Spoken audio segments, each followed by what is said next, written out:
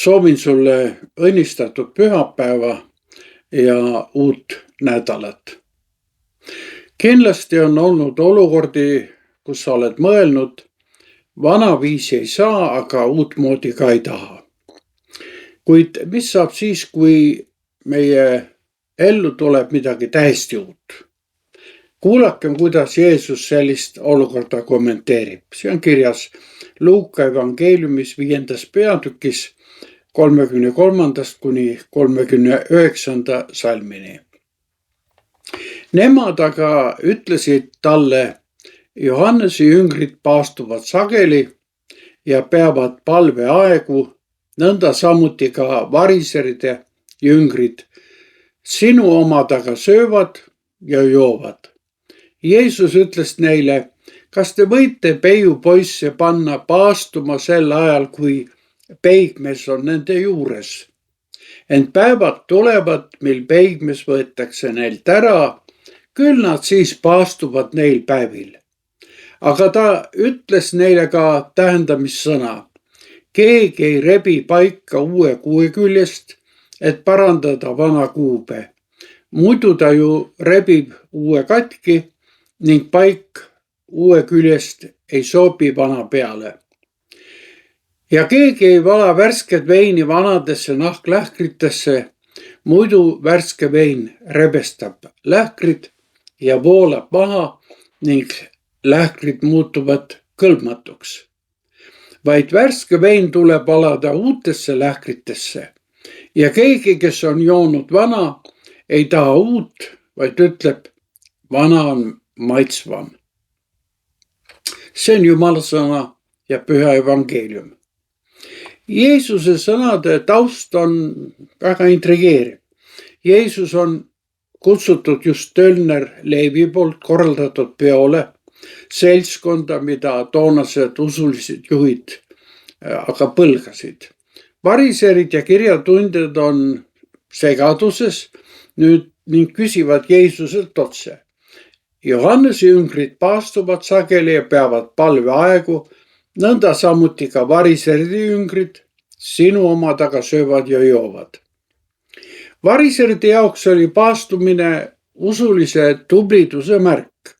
See oli reegel, rutiin, traditsioon. Kuid Jeesuse vastus on ootamatu.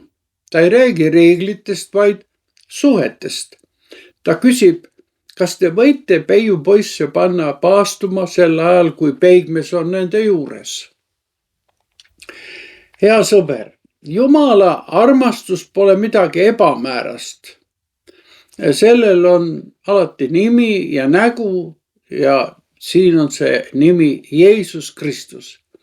Jeesus ütleb sisuliselt, ma olen siin, Jumal on teiega, see on pulmapidu, mitte matus.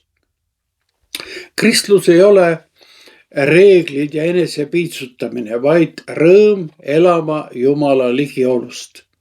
Kui peigmees on kohal, siis on põhjus seda ka tähistada. Paastumisel on oma aeg ja koht. Näiteks siis, kui tunneme leine või oleme kurvad oma eksimuste pärast, mis meid on Jumalast lahutanud. Kuid kristlik usu tuum on siiski rõõm suhetest Jumala ja kaasinimestega. Jeesus jätkab seejärel kahe tähendamissõnaga, mis on tänapäeval sama mõistetavad kui toona. Esimene neist räägib riietest. Ta ütleb, keegi ei rebi paika uue kuue küljest, et parandada oma vana kuube. Muidu ta ju rebib uue katki ning paik uue küljest ei sobi ka vana peale. Miks? Sest uus riie tõmbub pesus kokku ja rebib vana veel hullemini katki ja lõpuks on ka uus kuub rikutud. Mida see vaimulikult meie jaoks tähendab? Kuidas toimida, kui senine kulunud elulaad on toonud meie ellu kriitilise olukorra? Me oleme läbipõlemise äärel. Augud töövõimes muutuvad üha sagedasemaks ja suuremaks. Kas lapime olukorda uue eneseabiraamatu, joogatundide või tervisespordiga? Kuid uute harjumuste lapid tekitavad tihti veelgi enam stressi ja siis tuleb Jeesus täiesti uue elulaadiga. See ei ole enam vana lappimine, vaid lausa uus kuub, mis takistab meidki seda uut elu siis vastu võtmast. On selline rahvalik kõnekään. Parem varblane peos kui tuvi katusel. Jah, see vana ongi nagu varblane peos. See võimaldab säilitada oma ego, oma vanu harjumusi ja maailmavaadet. Aga Jeesus ei tulnud selleks, et lappida meie vana elu. Ta tuli tooma uut rüüd, Jumala armu. Vana kuub sümboliseerib siin püüdu teenida Jumalat seaduste ja reeglite kaudu. Kuid see on rabe ja kulunud kuub. Uus kuub on elu pühas vaimus ja armus. Jeesus tahab meie elu täielikult uuendada.